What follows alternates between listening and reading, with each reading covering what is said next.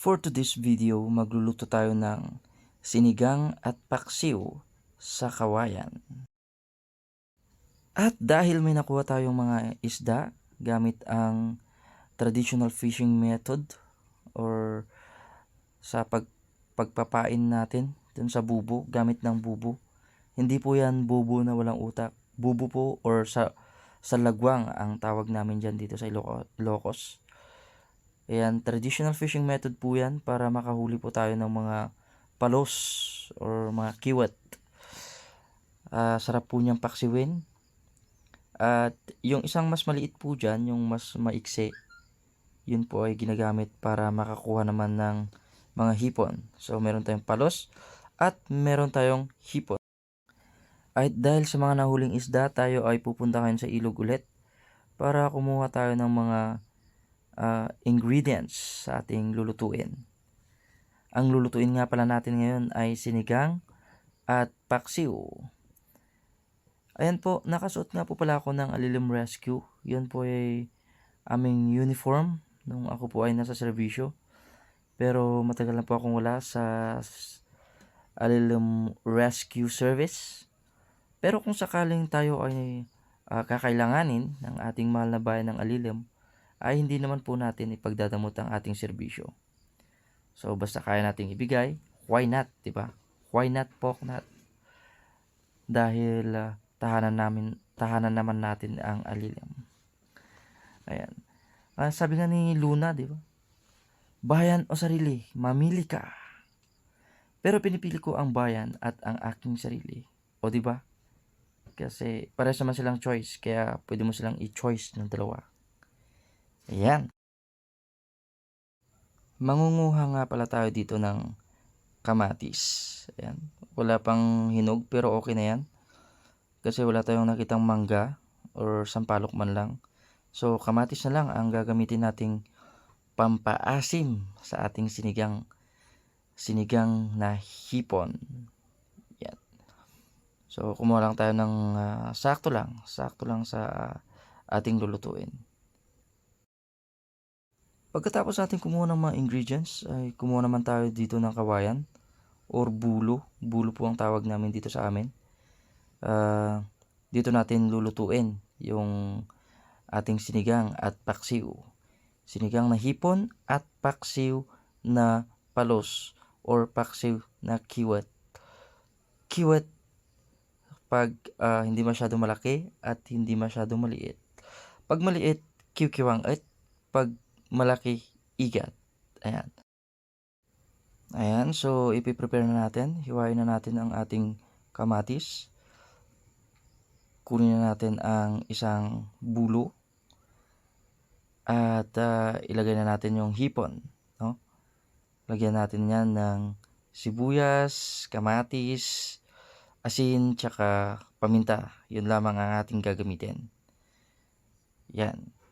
So, kunin natin yung bulo or kawayan. Ilagay muna natin yung kamatis bago natin ilagay yung hipon. Parang gagawin natin dito is isa-sandwich natin yung hipon sa kamatis, sibuyas, no? Sa kamatis at sibuyas.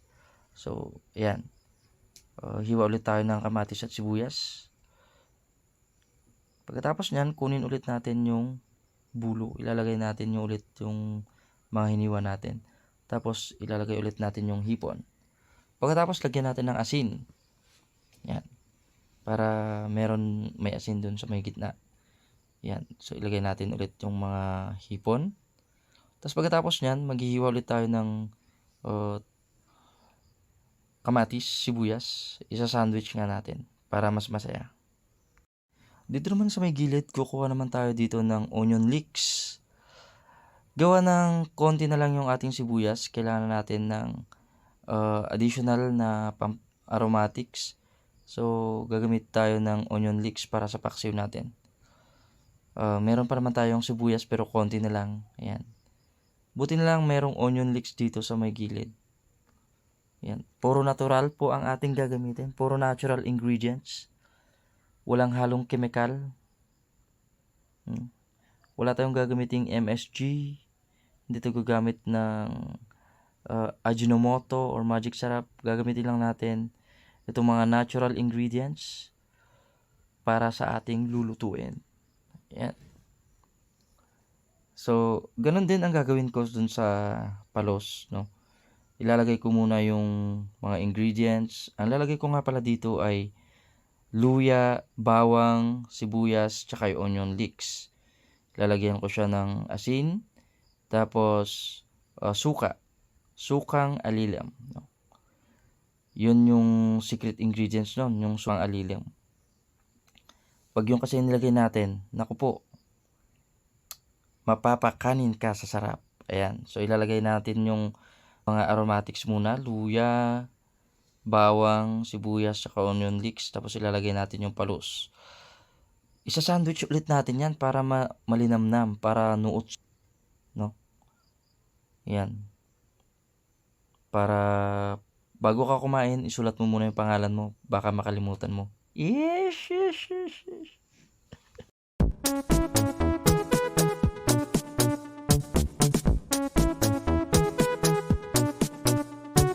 Happy is the perfect word to describe how I feel when I'm with you. I'm at ease. I can let down my hair.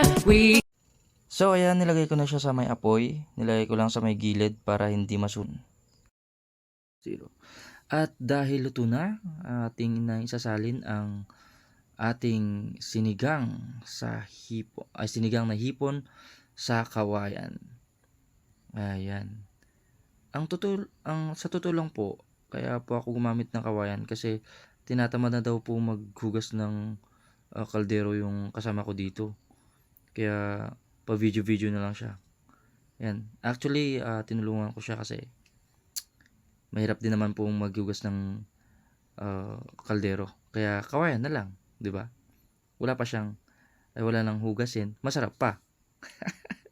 De biro lang po. Ayan. At luto na rin ang ating paksiw na palos or paksiw na kiwit. Kailangan natin siyang isalin din. Kasi tanghali na at tayo'y kakain na ng pananghalian. Ayan. Napakabango po nito. Ang bango po ng suka, ng bawang, ng sibuyas, tas ng onion leeks, pati yung luya, nagsama-sama na po. Kaya mapapakanin po talaga tayo dito sa sarap. Ayan.